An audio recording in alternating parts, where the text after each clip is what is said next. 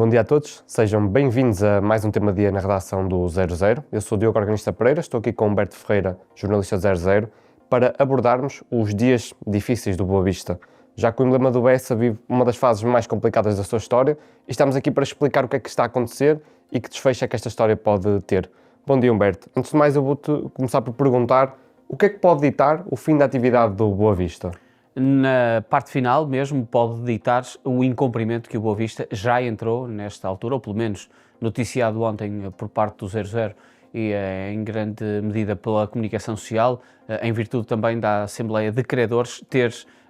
anotado a falha do incumprimento do pagamento de um acordo feito entre as duas partes no meio do mês de dezembro. Estamos a falar de uma parcela, em grosso modo, a rondar os 150 mil euros. Uma parcela, o Boa Vista chegou a acordo com a Assembleia de Credores no dia 16 de dezembro, que fazia com que os achadrezados tivessem que pagar a cada mês, até ao dia 10 de cada mês, um valor acordado, e nos primeiros 3 meses, janeiro, fevereiro e março, uma parcela na ordem dos 96 mil euros e, portanto, o Boa Vista incumpriu este primeiro pagamento e está, ao dia de ontem, em incumprimento com a sua Assembleia de Credores, e isto, efetivamente, pode ditar um fecho de atividade. É uma consequência imediata por esse incumprimento. Ainda assim, os achadrezados, ao final do dia de ontem, já depois do 00 também ter publicado a notícia, emitiram um comunicado, do qual nós também atualizamos a notícia, dando nota que a direção de Rui Garrido Pereira acredita que pode conseguir reverter esta situação. E o reverter esta situação é nas próximas horas, e à hora que estamos a gravar não temos a certeza se esta situação já foi resolvida, liquidar esta tranche de 149.680 euros, que é o que está em dívida à equipa do Boa Vista e a direção do Boa Vista, e este incumprimento origina desde logo o fim da atividade desportiva. Já aqui mencionaste que existe um acordo entre a direção do Boa Vista e os credores, e eu perguntava-te se podias aqui dar mais uns toques, quais são os tópicos fundamentais deste acordo. Este acordo foi celebrado no dia 16 de dezembro, no Tribunal de Comarca de Gaia, e veio a reboque de um pedido de insolvência que a Assembleia de Credores fez à direção do Boa Vista e ao Boa Vista Futebol Clube, em virtude das inúmeras dívidas que o clube tinha e que eram insustentáveis por parte dos credores. E, portanto, há este pedido de insolvência, o clube tentou entrar com um plano de recuperação, o plano de recuperação não foi aceito por parte da Assembleia de Credores e a Assembleia de Credores apresentou uma outra proposta que acabou por ser aceita. Esta proposta, de grosso modo, é que estávamos a falar, há uma parcela mensal que tem que ser paga e que nos primeiros 3 meses, e recordo que o Boa Vista pagou a primeira em dezembro e falhou a segunda chamada em janeiro, e por isso estarmos nesta consequência de poder ditar o fim da atividade. E este é um acordo que é feito em que o Boa Vista tem que pagar uma parcela mais nos primeiros 3 meses os tais 96 mil euros. E, portanto, é um acordo que está celebrado e que, de grosso modo,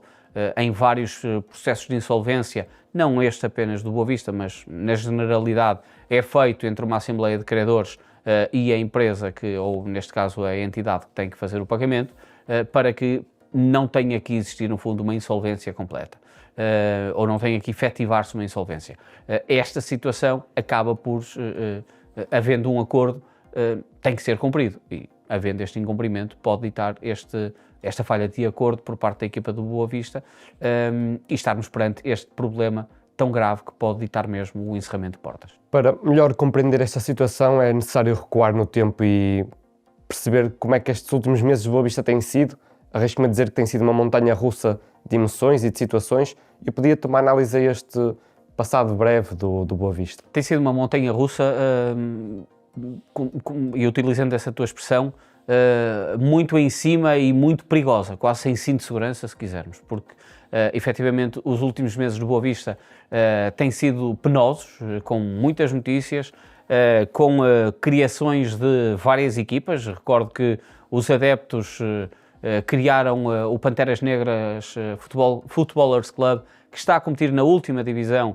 da Associação de Futebol do Porto. A SAD tem uma equipa de futebol que está a competir na primeira divisão da Associação de Futebol do Porto.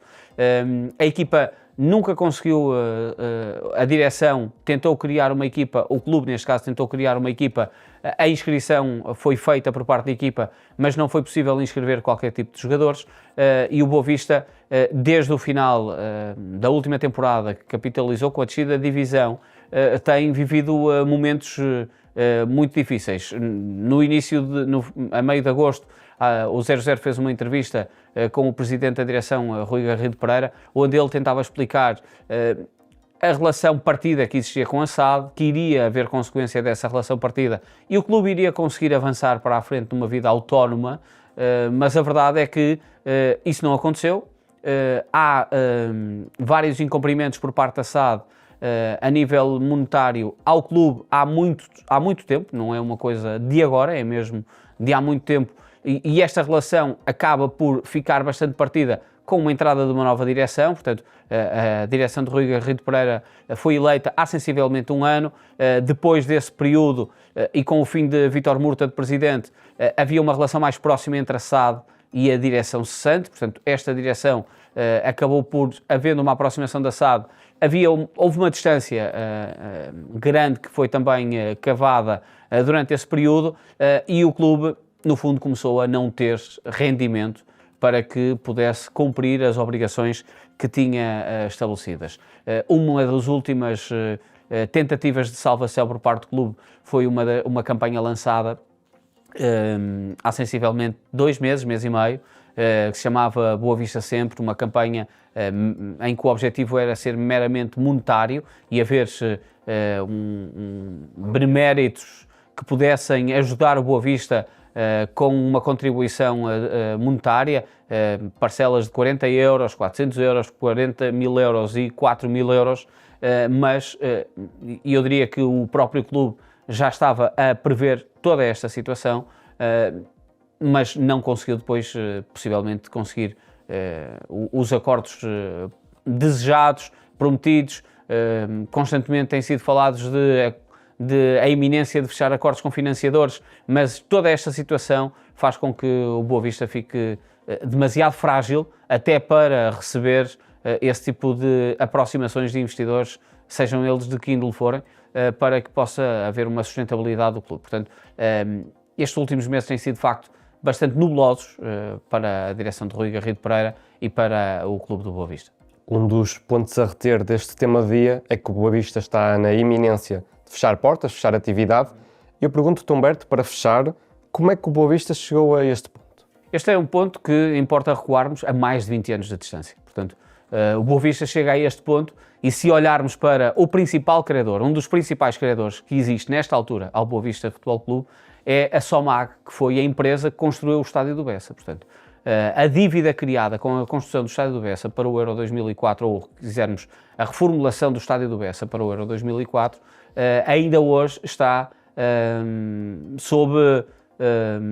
guilhotina perante a direção do Boa Vista e perante o clube Boa Vista. E, portanto, esta situação faz com que o Boa Vista